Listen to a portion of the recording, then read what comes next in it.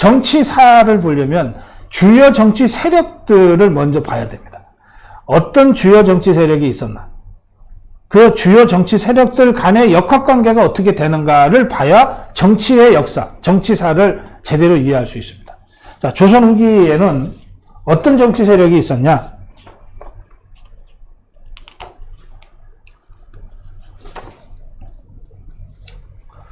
첫 번째 세력은요, 조선 후기에 실제로 실권을 잡고 있었던 세도 정치 세력입니다.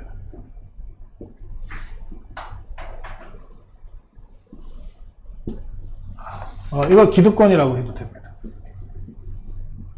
이게 안동 김씨, 풍량 조씨. 이 세도 정치라고 하는 건 뭐냐면 왕비 집안이 다스린다는 거예요. 왕비의 집안. 왕이 다스리면 왕권이 중심이 돼서 가는 건데 왕권이 아니라 왕비 쪽 집안, 외척들.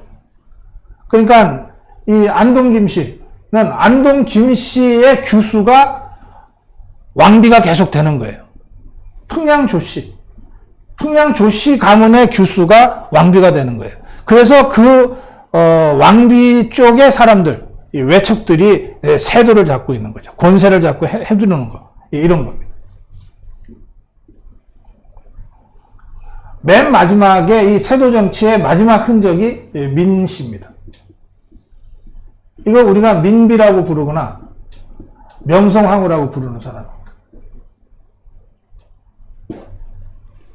두 번째 세력이 왕권 세력입니다. 이 왕권 세력의 대표가 대원군이죠. 그 다음에 이게 이제 갑오경장 세력입니다. 김홍집, 이런 사람들이죠. 이 사람들은, 이 세도정치 세력은 이미 수십, 수백 년간 조선시대에 그 기득권으로 권세를 누려왔기 때문에 왕조가 망하고 있어도 자신들의 기득권만 지키면 뭐든지 할 수 있는 세력들입니다. 이들에게는 필요하면 청나라도 원군이고 필요하면 러시아도 원군입니다. 이들이 친청 세력 또는 친러 세력이 됩니다. 자기들의 권력을 유지하기 위해서는 러시아도 좋다, 청나라도 좋다. 그래서 이 민비, 이 명성황후가 이들과 이제 격렬하게 투쟁을 하는데, 그렇죠? 왕비 쪽의 외척 세력이 왕권을 강화해야 되겠다는 이 대원군 세력하고 격렬하게 투쟁을 하지 않습니까? 하는데, 이때 대원군을 제압하기 위해서 민비가 끌어들이는 세력이 청나라 세력이에요. 민비가 청나라의 힘을 받아서 대원군을 제압하죠.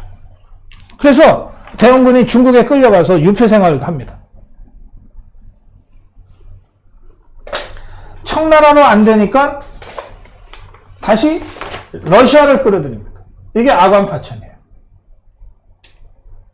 이것도 민비 세력이 하는 겁니다. 이 과정에서 친러파의 거두가 나타나는데 이게 이완용입니다. 이완용은 지금은 친일파의 대표로 알려져 있지만 실제로는 친러파에서 시작합니다. 친러파에서 시작하다가 러시아가 일본에 지잖아요. 러일 전쟁에서. 그 다음부터 일본파가 됩니다. 친일파가 되는 거예요. 자, 세 번째 세력은 체제 내 개혁. 왕조가 무너져가는 것이 눈에 보였어요. 근데 이 왕조를 포기할 수는 없어. 그렇다고 해서 세도정치 세력처럼 기득권만 완강하게 붙잡고 있어서 이 왕조가 무너지지 않으면 좋겠는데 그럴 것 같지는 않아.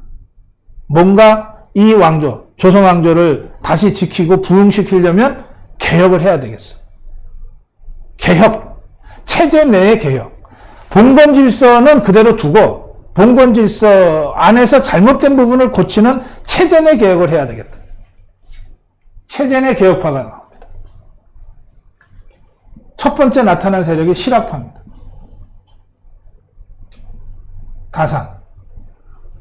다산 정약용의 그 개혁 정치 구상을 보면 기존에 물론 다산 정약용이 뭐 천주교 신자였다 뭐 이런 얘기들 저런 얘기들이 있지만 그거는 개인 신앙의 문제고 다산 정약용의 주장은 혁명론이 아니라 개혁론입니다.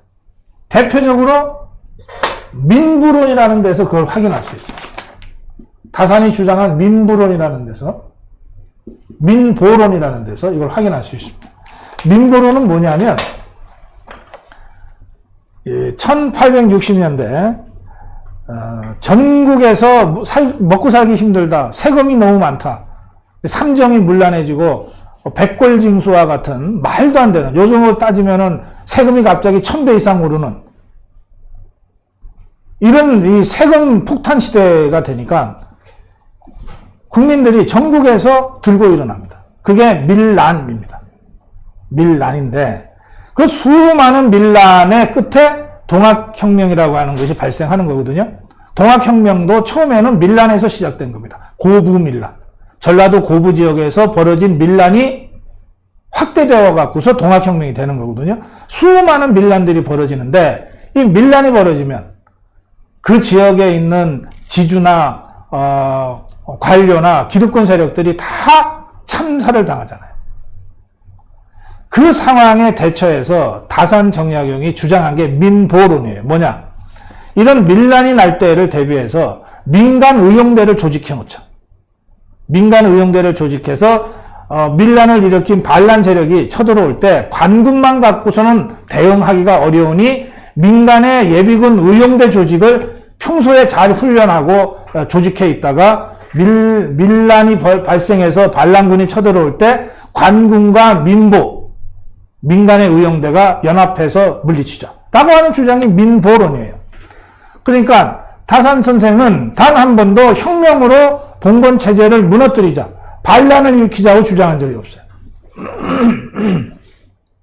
어디까지나 조선이라는 봉건 체제 안에서 탐관오리들을 징치하고, 그게 목민심서입니다. 탐관오리들을 징치하고 원래대로 원시유교로 돌아가서 대동사회를 구현하자. 그러니까 체제 내에서 개혁하자는 주장을 다산 선생이 한 겁니다. 이게 실학파예요.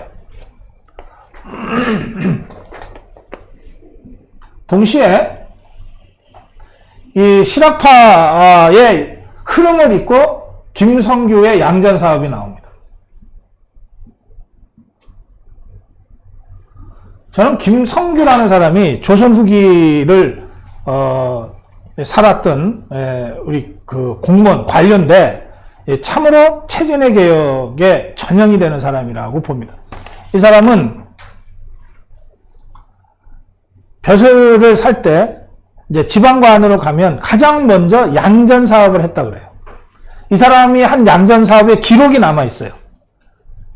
두 군데인가 세 군데에서 양전 사업을 했는데 자기가 그 지방관이 됐을 때 그 양전의 기록이 남아 있습니다. 양전이라는 게 뭐냐면 계량한다. 컬큘레이션, 계량한다.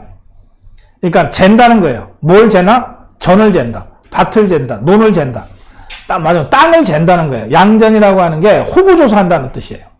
그러니까 세금을 매기려면 당시에는 농업사회였기 때문에 땅이 얼마고 밭이 얼마고 논이 얼마고 여기에 소출이 얼마가 나니까 세금 얼마다 이렇게 때리는 거거든요. 이것을 계량하는 것이 양전사업이에요. 이게 왜 중요하냐? 보통 내가 농사를 짓다가 뭐 집안에 아픈 사람이 있어서 내 땅을 팔고 그 땅에서 계속 소작을 짓는다 그러면 이건 내 땅이 아니잖아요.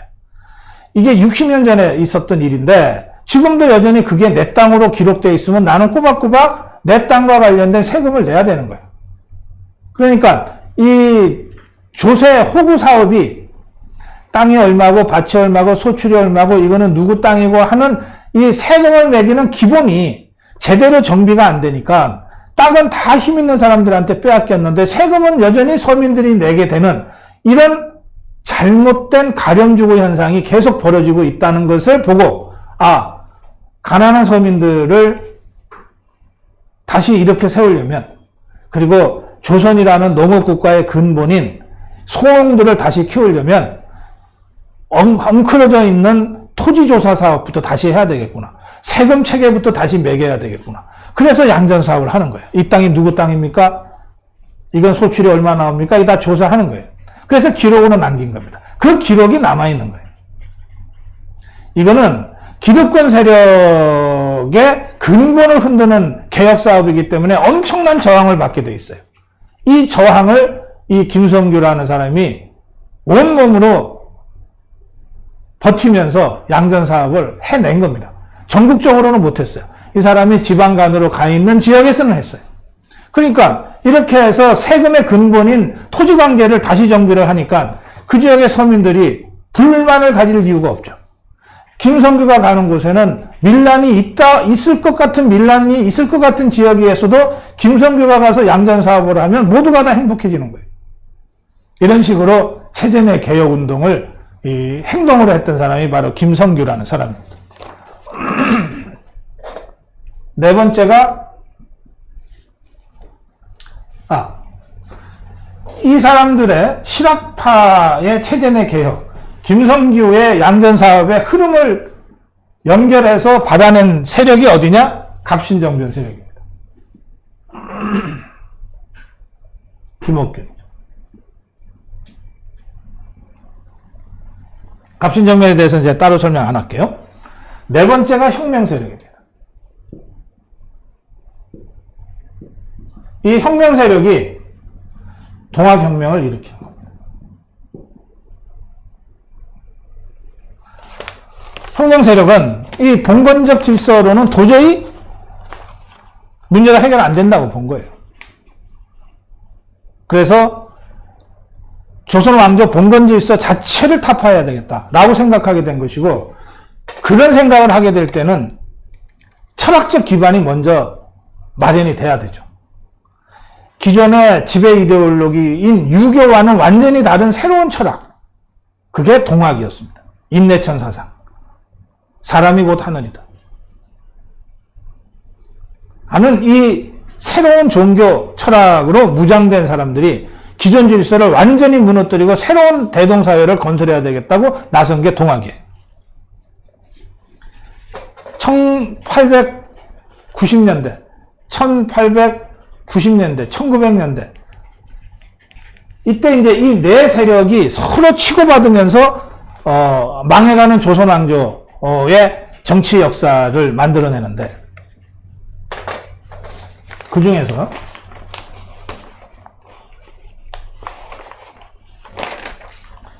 이 김성규,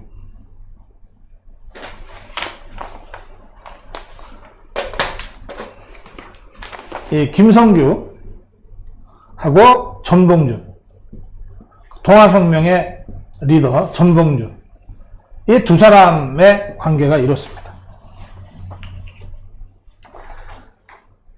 이 고부 밀란이 동학혁명으로 확대되면서 동학 농민군이 파죽지세로 밀고 들어가서 어디를 장악하냐면 전주성을 장악합니다. 전주성을 점령해요. 전주성을 점령하는데 이때 전주성의 성주가 책임자가 김성규였어요. 그리고 이 전봉준과 김성규가 한 사람은 체제 내 개혁자고 한 사람은 혁명 세력인데, 이들이 잘못된 토지 제도를 바꿔야 되겠다, 잘못된 세금 제도를 바꿔야 되겠다, 그거 하는 데 대해서는 생각이 같았던 거예요. 그래서 이 두 사람이 정치적 타협을 본 것이 집강소입니다.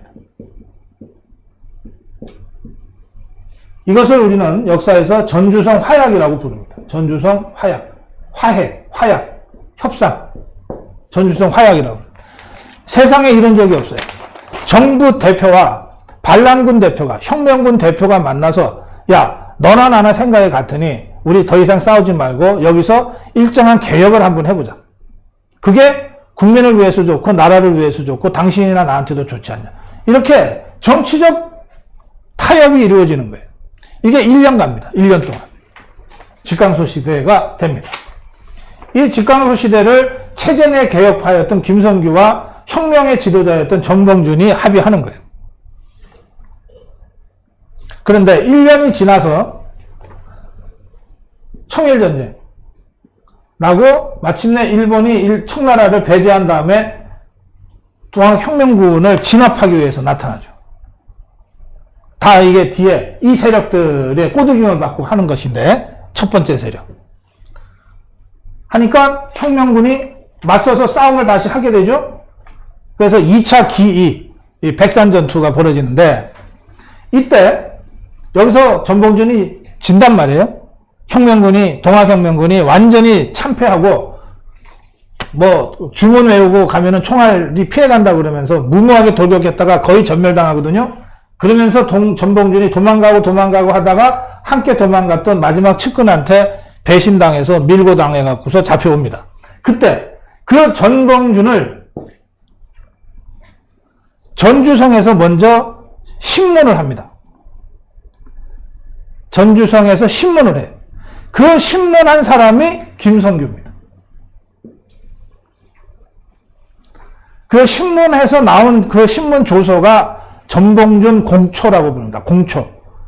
신문 조서를 옛날에 공초라고 불렀어요. 전봉준의 공초를 작성한 사람이 바로 김성규입니다.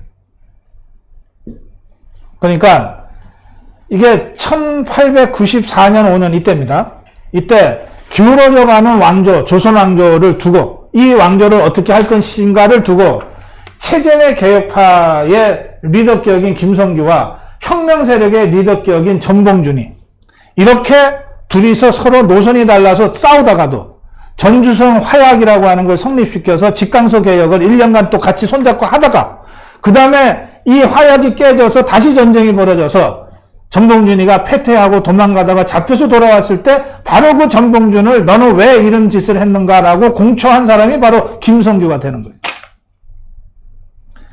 체제 내 개혁파의 흐름과 혁명파의 흐름이 이렇게 서로 엇갈리고 대립하고 한때 손잡다가 다시 흩어지고 했던 것이 조선 후기의 정치사입니다. 이 과정에서 김성규는 전봉준을 혁명군 반란군 대장이지만 인격적으로 훌륭하다라고 인정을 했고, 전봉준도 비록 조정의 신하지만 김성규는 깨끗하고 담백한 사람이다라고 인정을 합니다. 영웅은 영웅을 알아보는 거죠. 이게 우리 정치사예요. 이게 우리의 정치사입니다. 무너져가는 왕조를, 무너져가는 나라를 다시 바로 세우기 위해서 한 사람은 체제 내 개혁으로 평생을 일관했고 한 사람은 혁명의 길로 들었습니다. 그 두 리더가 운명적으로 조우하는데 서로 적장으로 만났다가 협상의 대표로 만났다가 함께 손잡고 개혁을 하는 파트너가 됐다가 다시 적장으로 만났다가 한 사람은 신문관으로 한 사람은 죄인이 되어서 왜 나는 이런 혁명 행동을 했는가를 공초하고 그것을 진술하는 관계가 되는 거죠.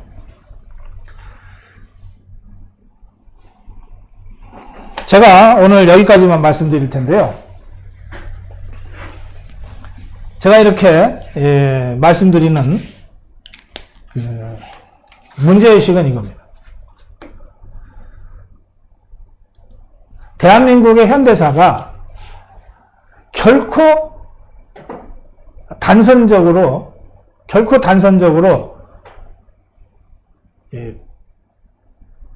아주 단순하게 이렇게 이루어지고 흘러온 것이 아니다.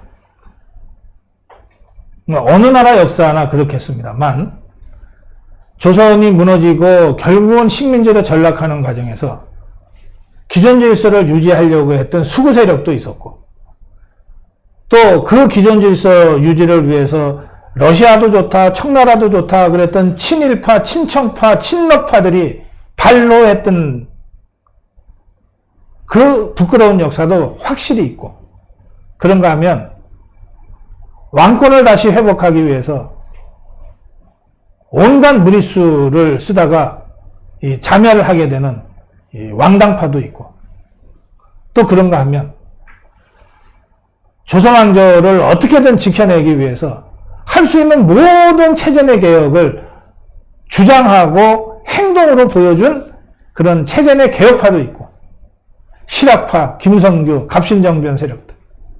그런가 하면 이 체제는 도저히 고쳐서 쓸 수 없을 만큼 이미 무너졌으므로 차제에 완전히 새로운 질서를 만들자고 하는 혁명파도 있었다는 거예요. 그런데 그 혁명파와 그 개혁파가 그냥 처음부터 서로 죽이자 이러고 달려들었던 게 아니다. 서로 입장은 다르지만 존중할 땐 존중하고, 입장은 달라서 서로가 전장에서 칼을 맞을 때는 섰으나 그러나 정치적 대타협을 이루어내기도 하고, 손잡고 개혁 파트너 역할을 하기도 하고, 그러면서 서로 간에 존중하고, 비록 적이지만 훌륭하다 라고 하는 상대방의 존중, 그럼에도 불구하고 다시 적으로 돌아서서 서로 칼을 겨누고, 한 사람은 신문관으로, 한 사람은 죄인으로, 이랬던 우리의 다이내믹한 역사가 있다. 이 모든 것이 대한민국의 역사다. 부끄러운 것은 부끄러운 대로, 왕비를 배출했다고 하는 그 권세 하나만으로 기득권을 수십 년간 누려왔던 그 부끄러운 역사는 그것대로, 그 기득권을 지키기 위해서 친청이면 어떻고 친놈은 어떠냐라고 했던 이 부끄러운 역사는 그것대로 대한민국의 역사의 한 부분이고, 그 외척의 소나기에서 벗어나기 위해서 온갖 파렴치한 행동을 일부러 연출하면서 마침내 고종을 앞세워서 왕권을 회복하려고 노력했다가 좌절한 대원군의 역사 또한 우리 현대사의 소중한 한 모습이고, 그런가 하면 목숨 바쳐 가문을 이어서 체제내 개혁을 위해서 노력했던 실학파, 그 연장선에 있는 개혁파, 갑신정변의 영웅들, 그리고 정변과 같은 방법이 아니라 끝까지 체제 내 관료로서 자신의 길을 지켜가면서 한 번도 개혁 의지를 꺾은 적이 없었던 김성규 같은 인물도 바로 대한민국의 자랑스러운 영웅의 한 모습이다. 마지막으로 이런 세상 더 이상 의미 없다, 갈아보자고 했던 동아혁명의 지도자도 대한민국의 한 부분이다. 이 모든 것이 큰 흐름으로 엮여져서 한강물, 요즘 보이는 바로 저 진흙벌 투성이의 이 한강물과 같이 도도하게 서해로 내려가는 이것이 대한민국의 역사였다. 이 역사를 온전하게 이해하는 것이 지금의 우리에게 필요하다고 제가 생각합니다. 여기서 다른 거 다 나쁜 거다. 세도정치, 외척세력, 왕당파, 왕권 강화론, 무슨 체제내 개혁 웃기는 소리 마라 다 배제하고 오로지 정봉준만 살 길이었다. 지금 좌파들이 이런 식으로 대한민국의 근현대 역사를, 이 근현대 역사의 다이내믹스, 역동성을 왜소화시키고 편가르기를 하고 있어요. 그 편가르기의 연장선에 동아혁명 희생자들 보상 얘기까지 나오는 지경이에요. 대한민국 역사를 왜소화시키지 마라. 이 모든 것이 다 대한민국의 역사였다. 이런 도도한 흐름 속에서 비록 길은 달랐으나, 생각이 다르고 행동이 다르고 길은 달랐으나 서로를 인정하면서 각자의 길을 담대하게 걸어갔던 이런 대한민국의 영웅들을 우리가 제대로 이해하고 우리 역사를 사랑해야 되겠다. 제가 그런 문제의식으로 이제 근현대 정치사의 첫 번째 강의를 시작했습니다.